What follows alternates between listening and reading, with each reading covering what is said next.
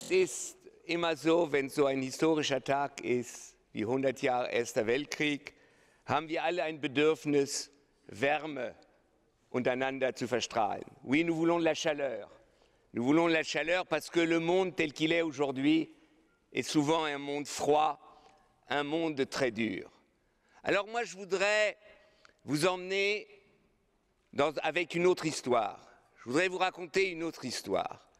Pourquoi l'Union européenne n'a pas vu le jour avant la Première Guerre mondiale? Pourquoi l'Union européenne n'a pas vu le jour avant la Deuxième Guerre mondiale? La réponse est simple. Avant la Première Guerre mondiale, les États-nations, il y avait des États-nations qui voulaient unifier l'Europe d'une manière hégémonique, sous, disons, la puissance de l'Allemagne ou de la France ou de la Russie. Avant la Deuxième Guerre mondiale, c'était la même chose. Il a fallu la défaite de l'Allemagne nazie, il a fallu la défaite des grands États coloniaux comme la France et l'Angleterre pour qu'enfin l'Union européenne puisse se créer avec une réalité. Il ne doit plus y avoir d'État hégémonique dans l'Europe. C'est ça la condition, ça a été la condition de base de la création de l'Europe telle que nous la connaissons aujourd'hui. L'État, le nationalisme, ce n'est pas seulement la guerre. Le nationalisme, c'est l'égoïsme.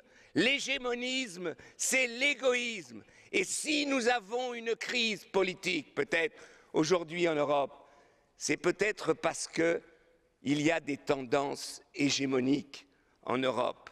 Il y a des tendances que la vérité, on peut la trouver que dans un pays. Je vous dis, si nous continuons comme cela, nous détruisons ce que nous avons construit. Il n'y a pas de vérité unique, il n'y a pas d'idéologie unique. Si nous ne comprenons pas cela, nous n'arriverons pas à construire l'Europe. Et alors,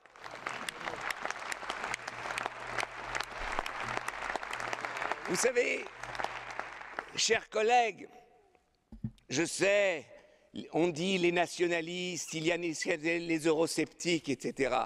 Moi, ce qui me dérange, c'est que les Européens aient peur de se battre, que les Européens se sentent désarmés face aux, disons, aux idéologies des eurosceptiques de droite comme de gauche.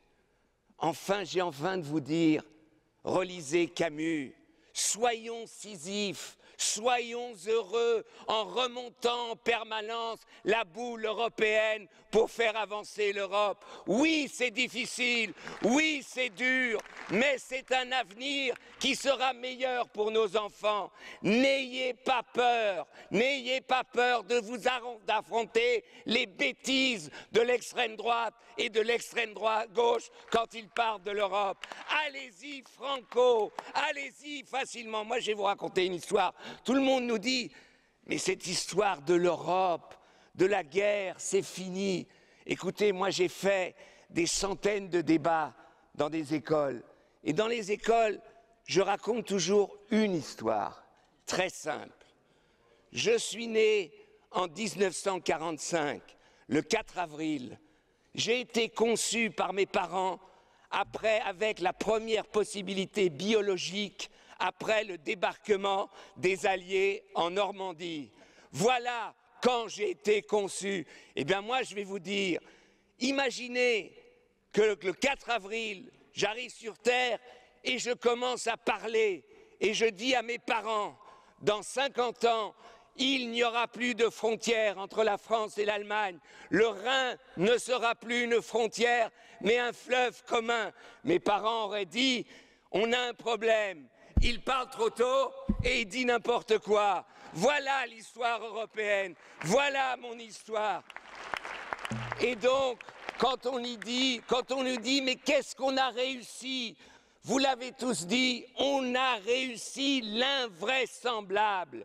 L'invraisemblable que la Première Guerre, que la Deuxième Guerre mondiale, ce n'est plus possible en Europe. Inch'Allah, Inch'Allah, Levons-nous tous les matins et disons merci à tous les Verts, les anciens Verts comme Helmut Kohl, Helmut Schmidt, tous ces partisans du Parti vert européen qui ont réussi à construire l'Europe. Et c'est pour cela que je trouve aussi que quand on parle du futur de l'Europe, ayons une vision, arrêtons de dire oui, il faut qu'on fasse des compromis. Évidemment, ici au Parlement, il faut faire des compromis, mais ayons une vision. Moi, je suis pour les États-Unis d'Europe. Oui, je crois que l'Europe fédérale, c'est l'avenir du bien social, c'est l'avenir d'une Europe où tous les citoyens auront une place socialement et pourront vivre en paix et pourront vivre bien. Nous n'y arriverons que par une vision d'une Europe qui va vers l'Europe fédérale. Et alors vous allez me dire, tu es un doux rêveur. Moi, je vais vous avouer quelque chose. Je suis un souverainiste. Le souverainisme national a été balayé par la mondialisation. Le souverainisme, la souveraineté nationale n'existe plus. Qu'est-ce que c'est que la souveraineté? La souveraineté, c'est que les peuples peuvent décider librement, démocratiquement de leur mode de vie, de projet de civilisation. Le projet de civilisation, nos modes de vie dans le monde de la globalisation d'aujourd'hui, nous ne pouvons plus le défendre d'un niveau national. Si nous nous replions sur la nation, nous serons battus, nous serons balayés comme la souveraineté nationale a été balayée par la mondialisation.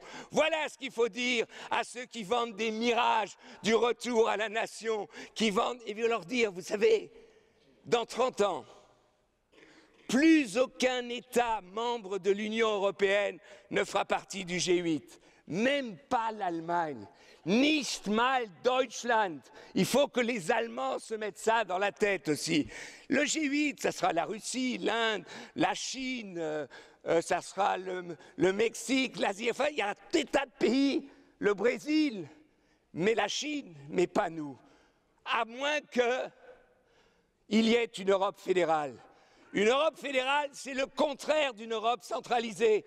Il faut que les Français comprennent que le modèle centralisé de la République française est un modèle qui ne fonctionne plus dans le monde moderne. C'est pour ça que le fédéralisme, c'est l'avenir de la modernité.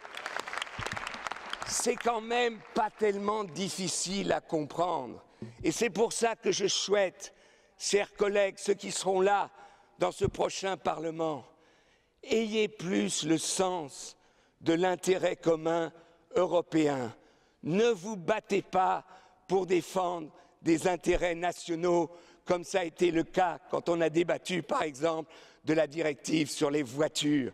Il n'y a pas d'intérêt commun qui soit réduit à un intérêt national. L'intérêt de l'industrie automobile allemande n'est pas l'intérêt de toute l'Europe. Il faut que tout le monde le comprenne, comme l'intérêt de l'industrie automobile française n'est pas l'intérêt de toute l'Europe. Il faut qu'on le comprenne. Quand est-ce que nous l'avons compris, ça, tous ensemble? C'était simple. Hannes Swoboda en a parlé. Sarajevo, la Bosnie. Quand le massacre des Bosniaques a commencé, la France, l'Angleterre étaient traditionnellement pro-serbes. L'Allemagne était, après la Deuxième Guerre, traditionnellement pro-croate. Et les musulmans bosniaques, ils n'avaient pas de peau. Ils étaient musulmans, il n'y avait pas de pétrole chez eux. Alors vous savez, au début, on les a laissés tomber, on les a laissés massacrer. On a laissé des camps de concentration à 1 heure de vol de Paris, Francfort ou Berlin ou je ne sais où. Et quand on a compris que l'intérêt commun de l'Europe, ce n'était pas l'addition de l'intérêt politique de la France, plus de l'Allemagne, plus de l'Angleterre, on a réussi à intervenir. Et c'est pour ça que je vous dis, l'intérêt commun de l'Europe en Ukraine, ce n'est pas l'intérêt de l'industrie et des grandes entreprises allemandes. Je trouve quand même incroyable que le président de Siemens a été voir Poutine et lui a dit « Entre Siemens et la Russie de Poutine, il y a une communauté de valeurs de 160 ans.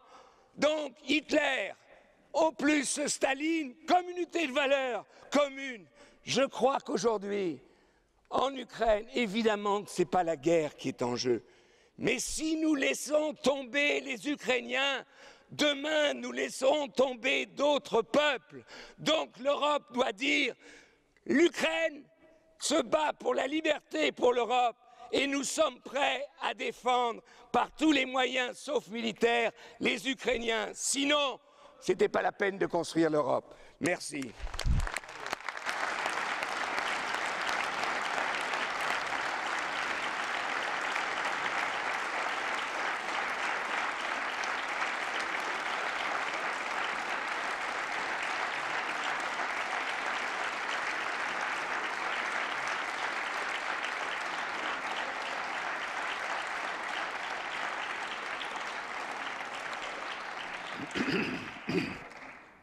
Vielen Dank, Herr Cohn-Bendit.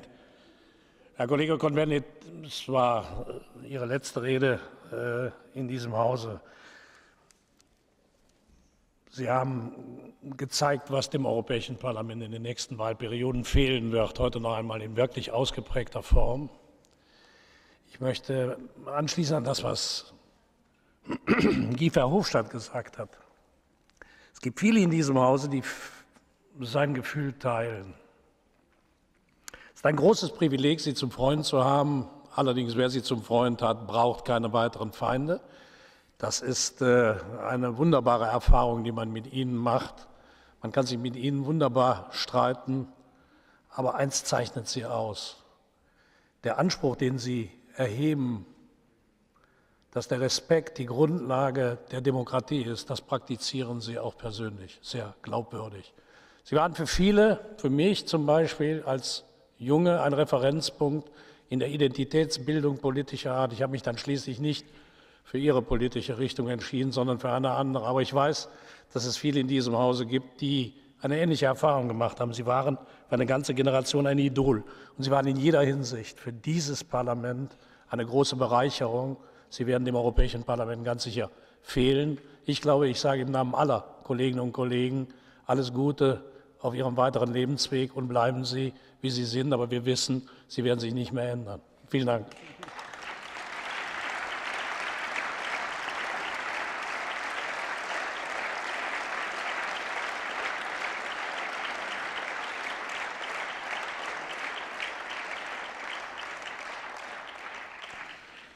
Das Wort hat jetzt für die EFD-Fraktion Herr Callanan.